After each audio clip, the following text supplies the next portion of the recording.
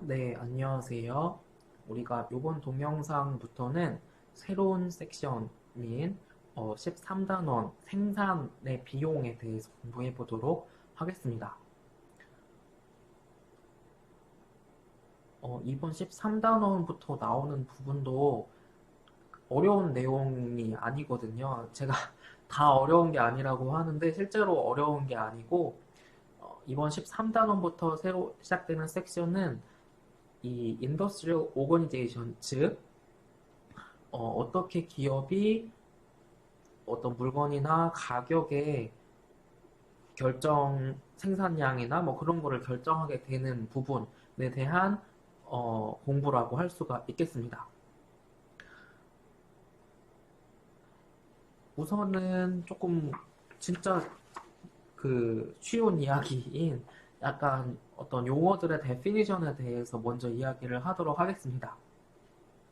우선은 하나의 가정이 있는데 여기서는 뭐냐면 기업은 profit, 이익을 극대화하기 위해서 비즈니스를 한다라는 것이 우리가 13단원부터 이야기를 하는 것의 가정입니다. 그리고 이와 같은 profit은 어떻게 생기는 거냐면 우선 total revenue라고 하는 것이 있는데 이것은 물건 하나 가격 곱하기 총 판매량이 이렇게 total revenue라고 할 수 있겠습니다. 그리고 이제 물건을 만들기 위해서 들어간 총 비용이 total cost입니다. 그러면 물건을 판매해서 얻은 total revenue 빼기 total cost가 기업에게 남는 요 profit이라고 할 수가 있겠고, 기업은 이와 같은 profit을 극대화하기 위해서 비즈니스를 한다라는 것을 우리가 이야기를 했습니다. 이제 요거는 이제 요렇게 요런 total revenue, total cost, profit이라는 용어의 어떤 데피니션을 말씀을 드렸던 거고요. 이제 13.1에서 B번으로 오면 기회비용이라는 것을 우리가 한번 살펴보도록 하겠습니다. 이 기회비용이라고 하는 것은 우리가 우리 수업을 시작하는 첫 번째 동영상에서 이미 언급이 되었죠. 그래서 포기한, 포기하는 것의 가치를 쉽게 말을 하면 opportunity cost라고 할 수 있었습니다. 그런데 이 opportunity cost라는 것이 기업이 물건을 생산할 때 드는 비용, 생산 비용을 따질 때 필요하다는 것입니다. 우선은 왜 그러냐면 기업이 물건을 생산할 때의 코스트는 opportunity cost, 즉 기회비용까지를 포함하는 것을 모두 다 비용으로 생각하기 때문입니다. 그리고 이러한 토탈 코스트를 생각을 하려면 implicit cost, 명시적인 비용, 그리고 implicit cost, 묵시적인 비용 이렇게 두 가지가 있습니다. implicit cost는 쉽게 말을 해서 물건을 생산할 때에 진짜로 돈이 막 나가는 것, 뭐 재료값, 뭐 인건비, 뭐 이런 것들, 이제 이러한 것이 요 명시적 비용이 되겠고, implicit cost는 실제로 돈이 나가지는 않는데 어떤 생산 과정에서 묵시적으로 들어가는 비용이 이 implicit cost라고 할 수가 있겠습니다. 그리고 이런 total cost는 우리가 위에서 본 explicit cost와 implicit cost를 합쳐서 cost라고 할 수가 있겠습니다. 우리가 앞에서 opportunity cost를 이야기를 한 이유는 이렇게 어떤 이야기를 해보도록 하겠습니다. 우선 30만 달러가 있다고 합시다. 30만 달러가 있는데 이 30만 달러를 가지고 어떤 사업을 하기 위해서 공장을 인수를 할 수도 있습니다. 혹은 이 30만 달러를 저축, 그러니까 은행에 넣어서 그냥 이자만 받을 수도 있죠. 그러면 만약에 은행에 저축을 하게 되면 연 5%의 이자를 받을 수 있다고 하자. 그러면 이 30만 달러 곱하기 5%라고 하면 15,000달러의 이자 소득이 발생하게 되는 것이죠.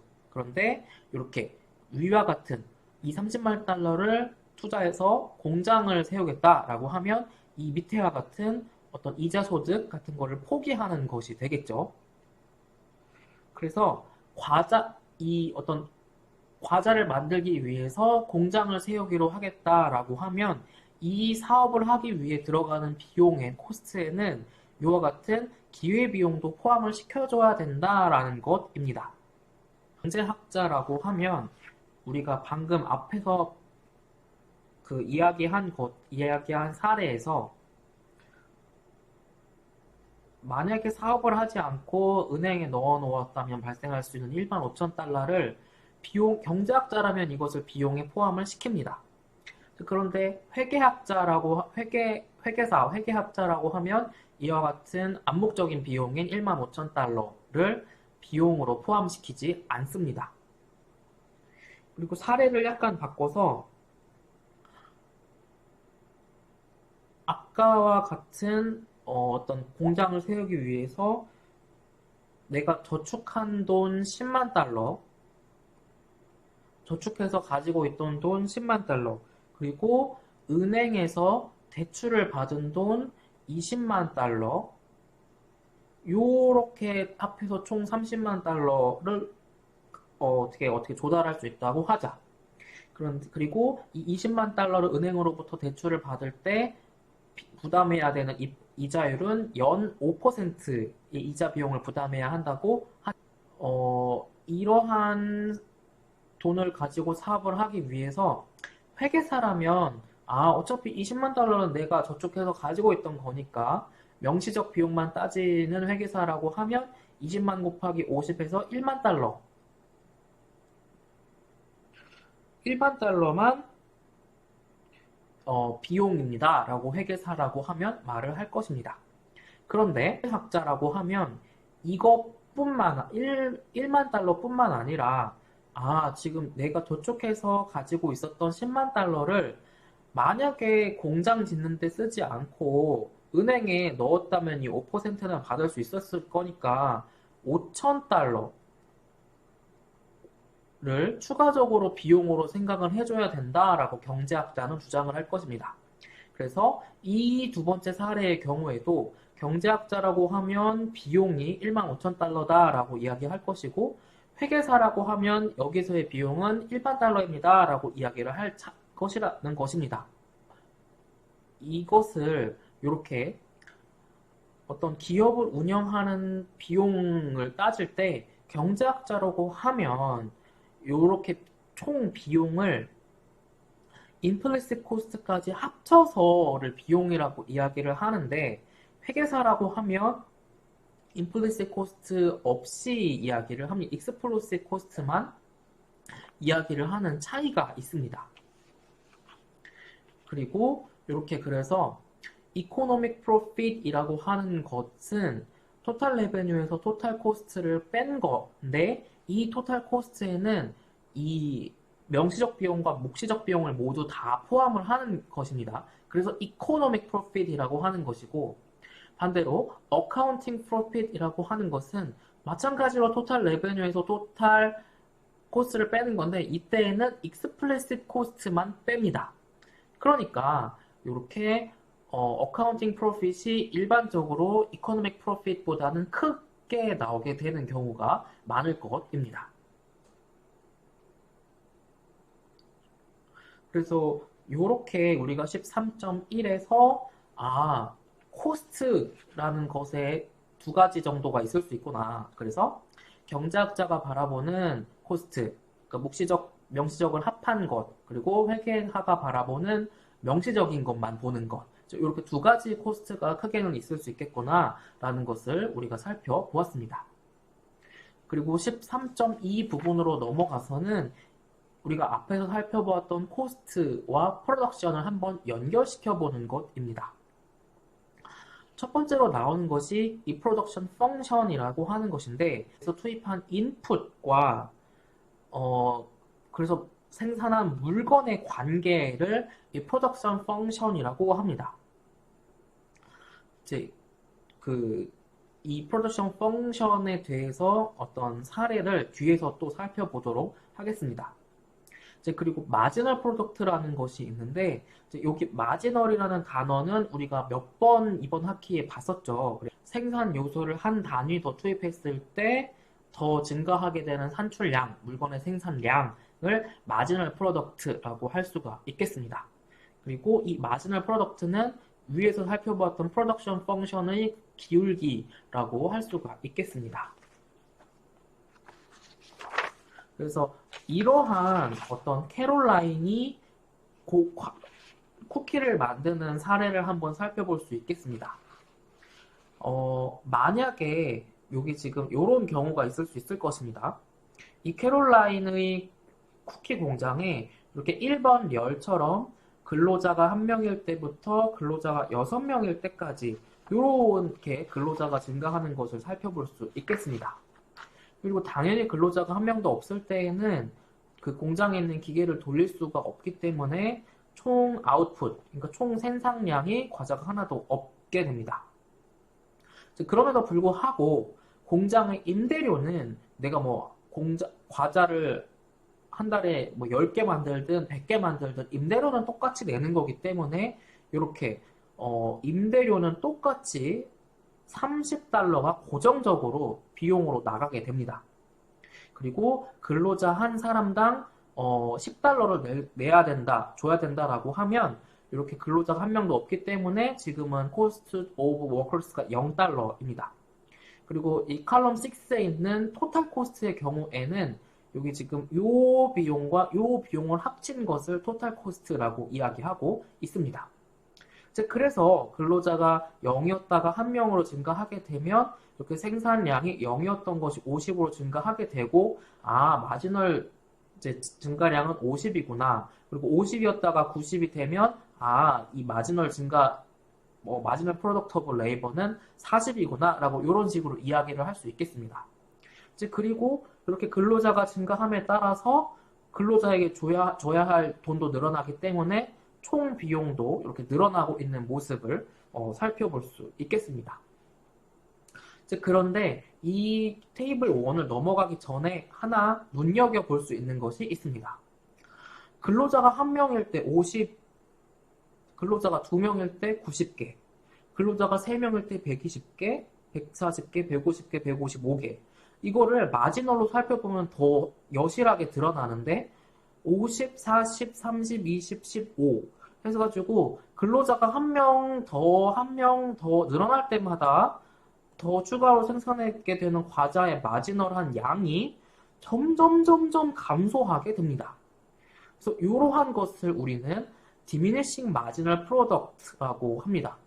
이것을 그 유명한 국문으로 해서는 한계 생산의 체감의 법칙 이렇게 번역을 합니다. 그래서 아까 봤던 것처럼 분명히 노동의 투입을 증가시키는데 왜 그거에 비례해서 똑같이 생산량이 증가하지 않고 점점 마지널한 생산량이 감소하느냐라는 것이 그러한 것을 나타내는 것이 이 diminishing marginal product입니다. 근데 왜 그렇겠어요?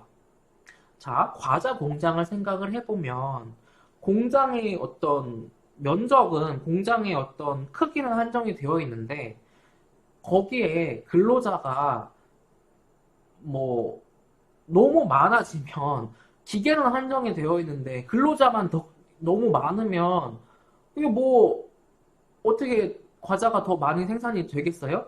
그러니까 이게 뭔가 공장이 한 동이 아예 더 지어진다던가 그래야 되는데 그렇지 않고 그냥 같은 면적의 공장에 근로자만 계속 막 증가시켜. 그러면 그래봤자 마지널하게 과자가 생산되는 게 똑같이 증가하냐? 그렇지는 않는다라는 것이 이 diminishing marginal product라고 할 수가 있겠습니다. 프로덕션 펑션의 슬로프가 마지널이라고 했죠. 그래서 그 마지널 프로덕트라고 했죠. 그래서 이렇게 프로덕션 펑션의 슬로프는 점점 디크리즈 할 것이고, 이러한 것을 그래프로 표현을 한번 해보자 라고 하면, 여기 지금 피겨 2번에 나와 있는 것처럼 A번이 프로덕션 펑션, 그러니까 점점 근로자를 늘리더라도 여기 지금 기울기가 점점 감소하죠. 그러니까 마지널한 어떤 프로덕션의 증가가 점점 감소한다라는 것입니다. 그래서 이 피겨 2번의 A번과 같은 모습에서 디미니싱 마지널 프로덕트라는 것을 그래프로도 확인을 할 수가 있겠습니다. 그리고 다시 앞으로 돌아와서 우리는 이 13.2의 D번에서 토탈 코스트 커브라는 것을 마지막으로 살펴보도록 하겠습니다. 이 토탈 코스트 커브는 말 그대로 물건의 생산량이 늘어남에 따라서 발생하게 되는 총 코스트를 나타낸 것, 표현한 것이 토탈 코스트 커브입니다. 그리고 우리가 아까 언뜻 살펴봤는데 이 토탈 코스트 커브의 경우에는 물건 생산이 증가할수록 점점 더 기울기가 스티프, 급해지는 모습의 그래프를 갖게 됩니다.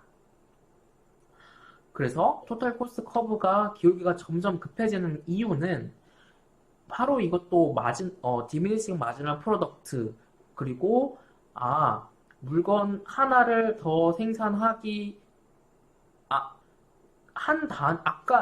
아까는 한 단위만 더 추가하면 물건 하나가 더 만들어졌는데 이제는 그게 아니라는 거죠. 공장을 아예 한 동을 더 지어야 된다든가 기계 하나를 더 설비를 들여야 된다든가 하기 때문에 토탈 코스트는 여기 피겨 2번의 B번처럼 이렇게 익스포넨셜하게 증가하는 모양을 토탈 코스트 커브가 갖게 된다라고 할 수가 있겠습니다. 자, 그리고 이러한 것은 앞에서 우리가 살펴보았던 테이블 1번의 모습과도 일치합니다. 지금 보시면 토탈 코스트는 지금 지속적으로 증가를 하는 모습이죠. 그렇지만 여기 지금 마지널은 계속 점점 감소하면서 증가를 하는 모습입니다. 네, 그래서 우리가 이번 동영상에서는 여기 13.2까지 프로덕션과 코스트까지 살펴보았고 다음 부분에서 또 이어서 보도록 하겠습니다.